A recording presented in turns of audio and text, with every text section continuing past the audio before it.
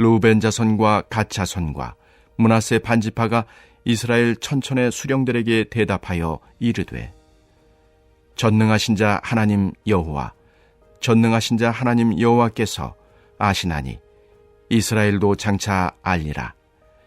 이 일이 만일 여호와를 거역함이거나 범죄함이거든 주께서는 오늘 우리를 구원하지 마시옵소서.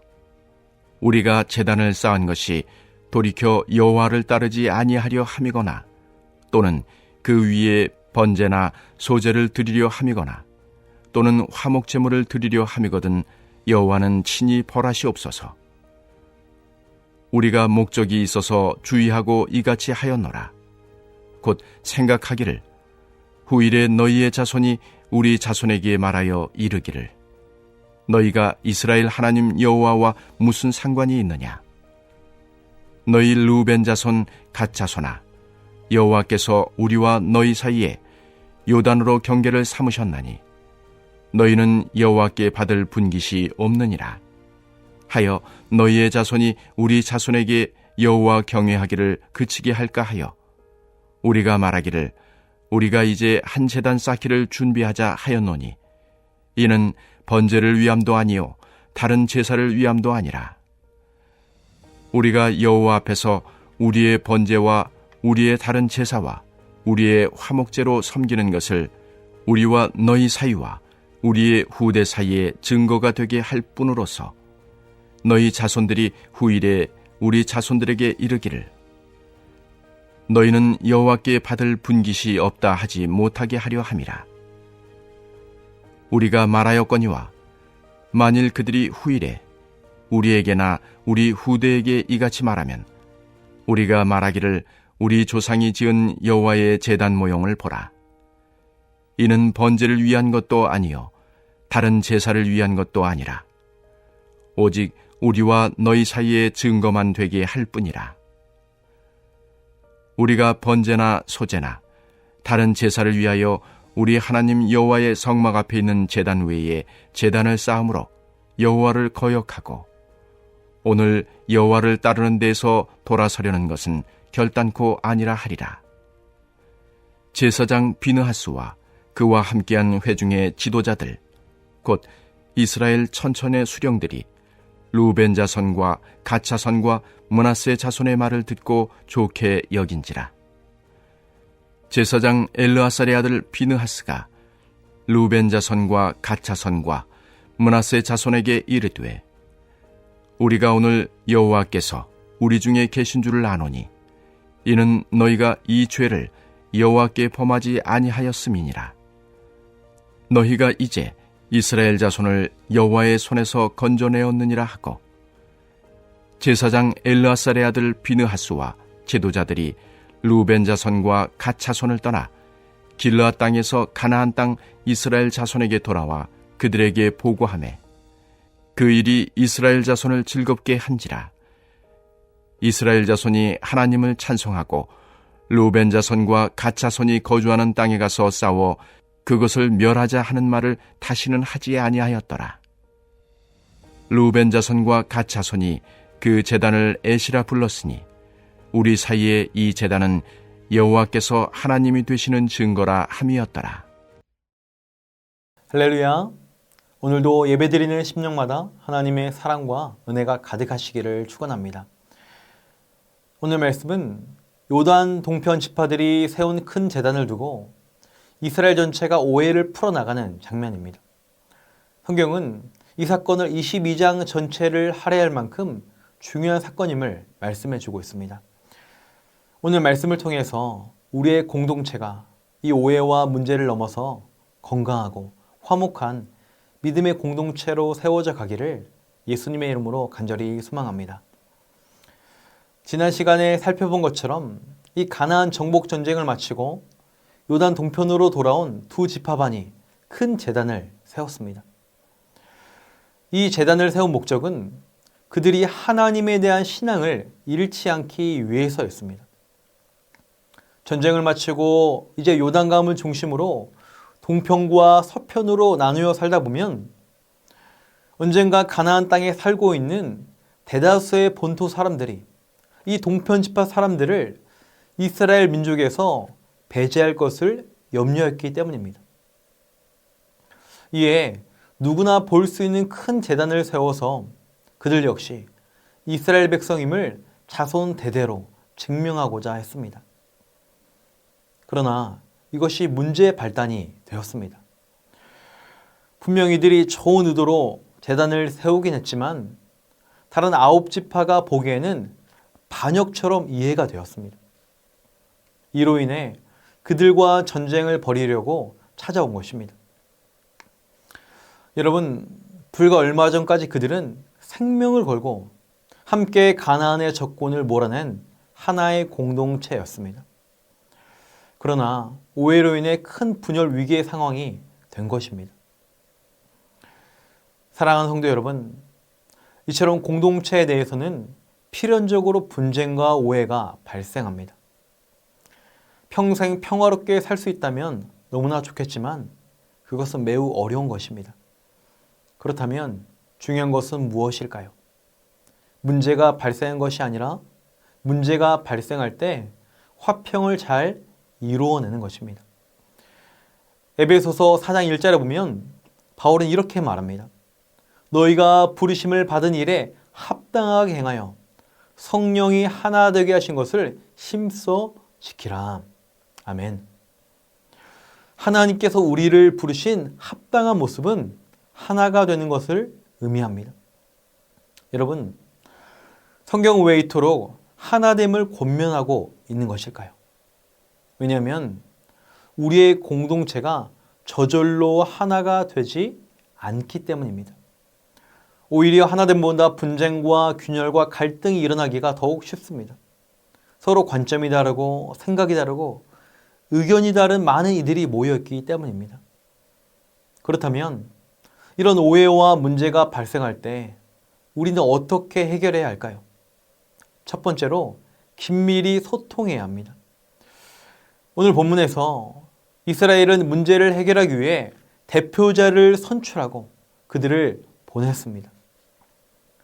무작정 전쟁부터 한 것이 아니라 사실 여부를 파악하고 대화의 장을 마련하고자 한 것입니다.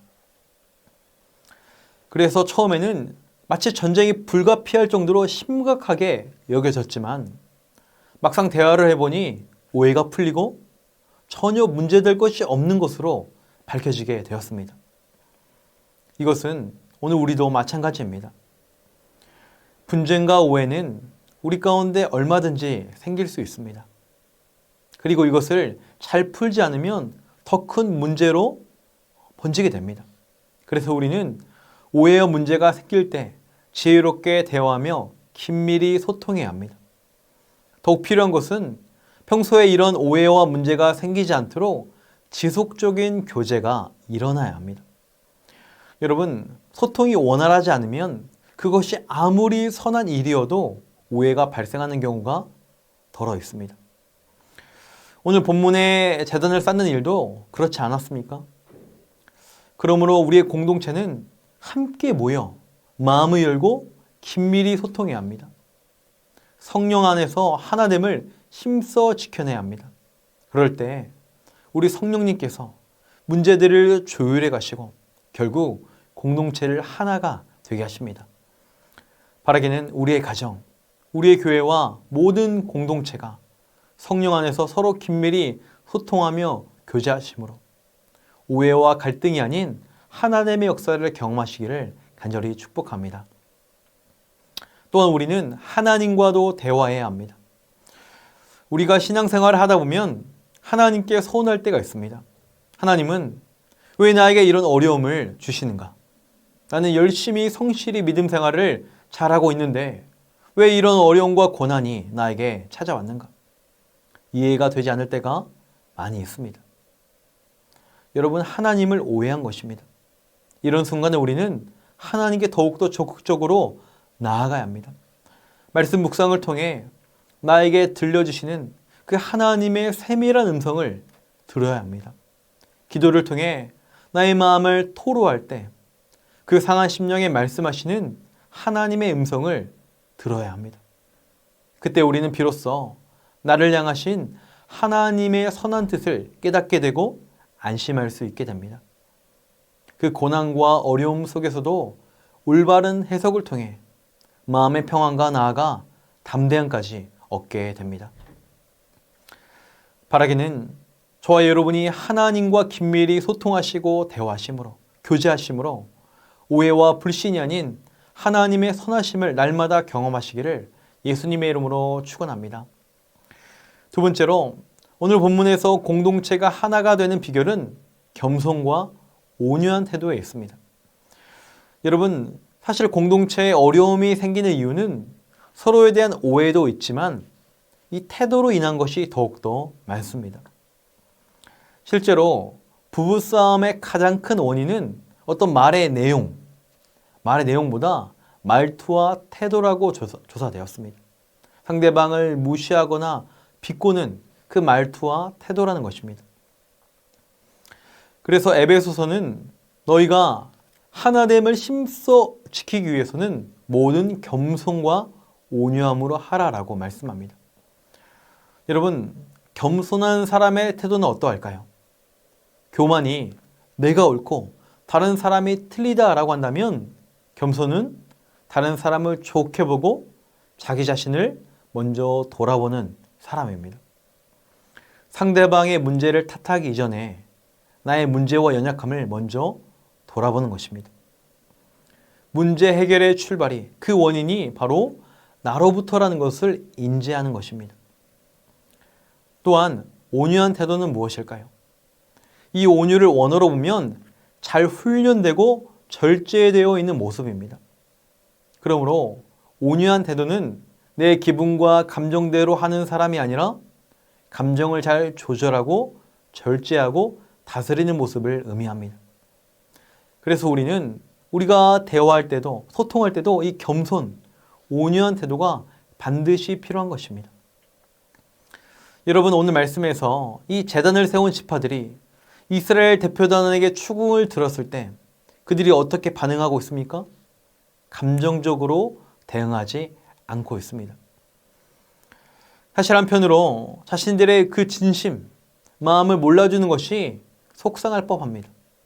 또 한편으론 대뜸 싸우러 온 그들의 태도가 불쾌할 수도 있습니다. 그러나 동편 지파 사람들은 감정을 억누르고 하나님 앞에 진실을 밝히려는 의지를 성실히 보여줍니다. 그리고 왜 이런 제단을 쌓게 되었는지 아주 자세하게 설명하고 있습니다. 또한 요단 서편 대표단도 무엇인가를 단정짓고 행동하기 전에 이유를 물어보고 그들의 이야기를 잘 들어줍니다. 충분한 대화를 통해 상대방의 동기를 살펴봅니다. 나아가 혹시라도 요단 동편의 기업이 부정하다고 여겨진다면 우리들의 기업까지 너에게 나누어 줄 테니 함께 살자.